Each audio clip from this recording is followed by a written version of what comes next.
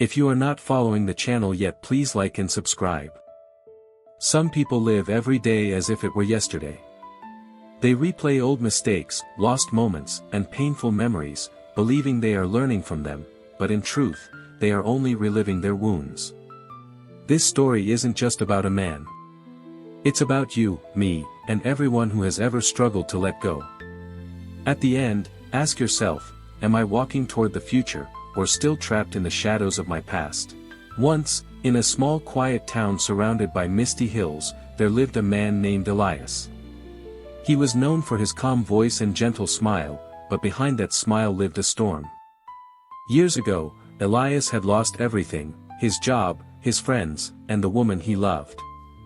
Every night, he would sit alone in his small wooden house and write down every painful memory in a leather-bound book. He called it, "The Record of My Life." He believed that if he remembered everything, he would never make the same mistakes again. But as the years passed, the book grew thicker, and Elias grew weaker. He carried it everywhere, to the market, the river, even when he slept.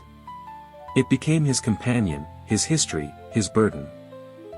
One morning, Elias met a traveler resting by the roadside. The traveler had only a small bag and a bright smile. "Where are you headed?" Elias asked. "To wherever the sun rises next," the traveler replied. Elias frowned. "Aren't you afraid of forgetting where you came from?" The traveler laughed softly. "I remember enough to be wise, but not enough to be trapped." Elias looked at his heavy book and said, "I carry my past so I can learn from it." The traveler looked at him kindly and said, "Learning doesn't mean carrying. Some lessons are meant to be remembered, not relived." Then the traveler walked away, light as the morning wind. Elias stood still, staring at the road ahead, but his feet refused to move. Days turned into weeks. Elias's book grew heavier with every written memory, of guilt, failure, and loss. He felt it on his back like a mountain he could not climb. One stormy night, lightning flashed through his window.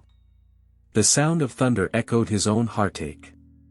He tried to write again, but the pages were soaked with tears. His hands trembled. The book fell open, and the words stared back at him, all the mistakes he had ever made. And for the first time, Elias whispered to himself, "These words don't make me stronger, they're breaking me." The next morning, Elias walked to the river that flowed through the heart of the valley. He stood there, holding the book, the record of every moment he refused to release. He opened it one last time and saw the first page. "A day I failed, a day I lost, a day I broke." Then he closed it, took a deep breath, and threw it into the water. The river carried it away slowly, page by page, until it disappeared into the horizon. Elias fell to his knees, feeling lighter than he had in years. The sun broke through the clouds, and for the first time, he saw beauty in the present moment. From that day on, Elias stopped recording his past and began living his present. He smiled at strangers, helped others, and rebuilt his life piece by piece. Sometimes, he would sit by the same river and watch it flow, whispering, "Thank you for carrying my past away." He still remembered his old pains, but they no longer owned him. He had finally learned that life is not about remembering everything, it's about learning and letting go. The past is not a home to live in. It's a lesson to visit and leave behind. We all have our book of memories, but if we never let it go, we'll never have hands free to build a new future. So today, ask yourself, are you living your life, or just carrying your past?